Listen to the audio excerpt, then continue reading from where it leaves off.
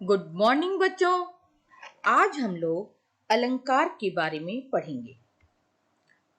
बच्चों, आप लोग जानते हो कि अलंकार के द्वारा हम अपने आप की सुंदरता बढ़ाते हैं। तो हम ये कह सकते हैं कि काव्यों की सुंदरता बढ़ाने वाले यंत्रों को ही अलंकार कहते हैं।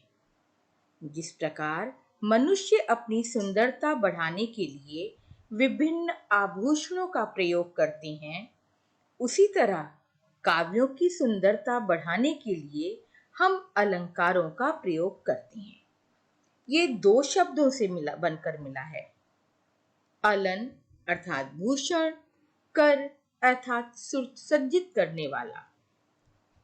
तो हम ये कह सकते हैं कि काव्यों को शब्दों व दूसरे तत्वों की मदद से सुसज्जित करने वाला ही अलंकार कहलाता है। मैं आपके सामने दो तरीके से बात कह रही हूं।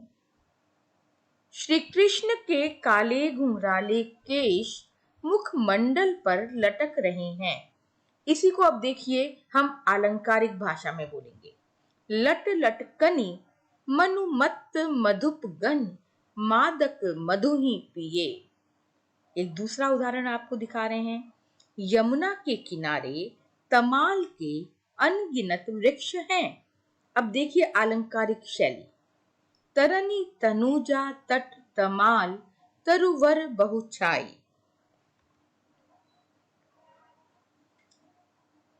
काव्य में ये सुंदरता कभी शब्दों के द्वारा होती है और कभी अर्थों के द्वारा। इसलिए अलंकार के दो भेद होते हैं, एक शब्दालंकार और दूसरा अर्थालंकार। शब्द अलंकार के भेद हैं अनुप्रास अलंकार, यमक अलंकार और श्लेष अलंकार।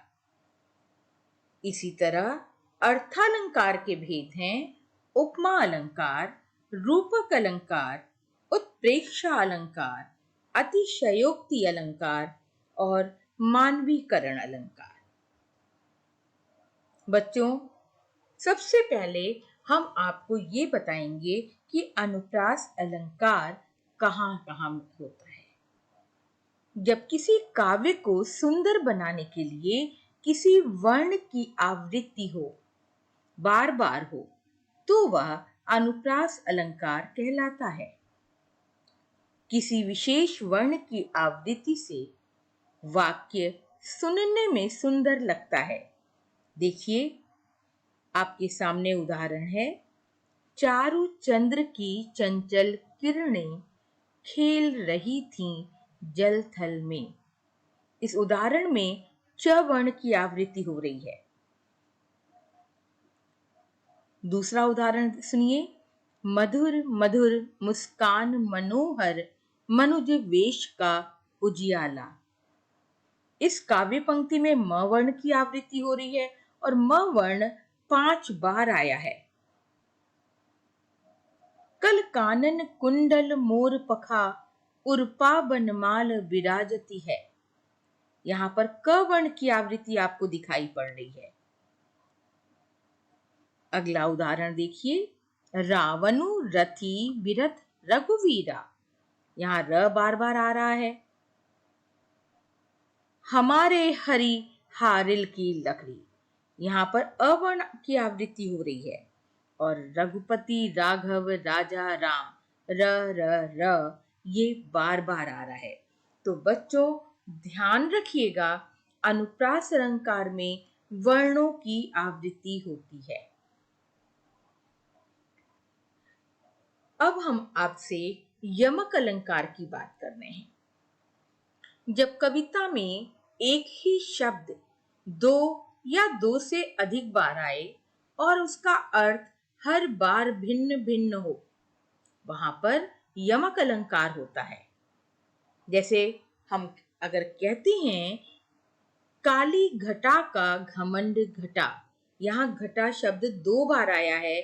पहली बार बादलों के लिए है और दूसरी बार कम हो जाने के अर्थ में इसका प्रयोग हुआ है। कहे कवि बेनी बेनी ब्याल की चुराई लेनी। पहली बार बेनी शब्द कवि का नाम है बच्चों, और दूसरी बार बेनी का अर्थ है चोटी। अगला उदाहरण देखिए। कनक कनकते 100 गुनी, मादकता अधिकाय, या बौराय या खाए बौरात नर, वा पाए बौराय। इसमें प्रथम कनक का अर्थ है स्वर्ण और दूसरे कनक का अर्थ है धतूरा। ये दोनों चीजें ही आदमी अगर खाता है तो भी बौरा जाता है, और अगर पाता है तो भी बौरा जाता है।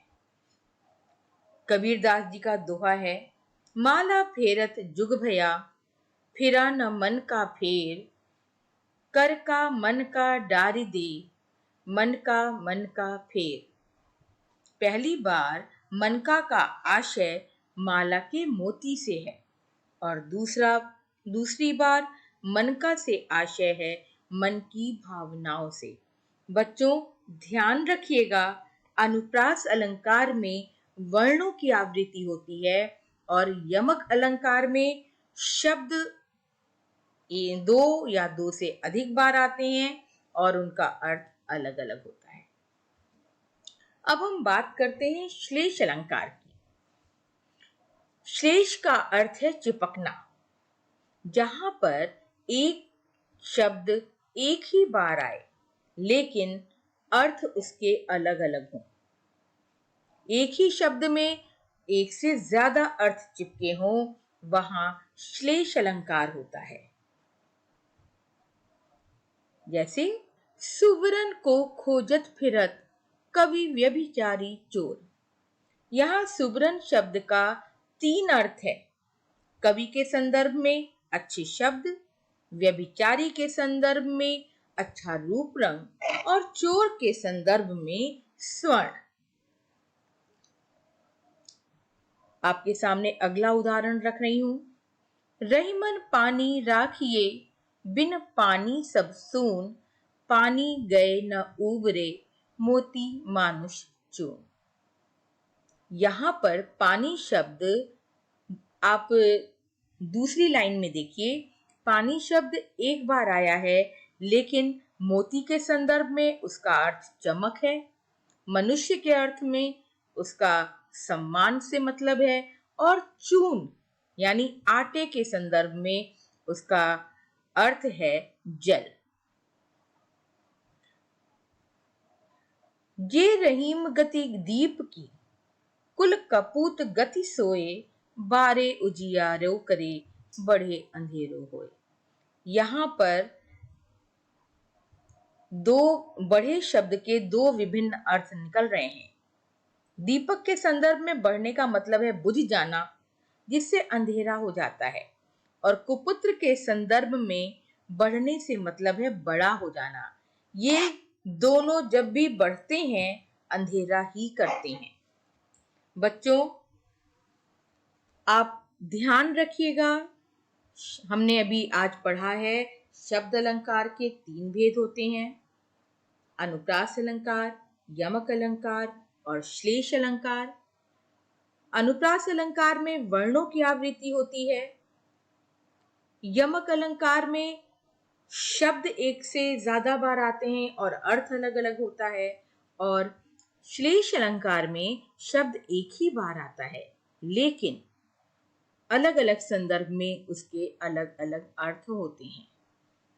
मुझे पूरी उम्मीद है कि आप बताई हुई बातों का ध्यान रखेंगे और आपको अलंकार को समझने में, जानने में कोई भी परेशानी नहीं होगी।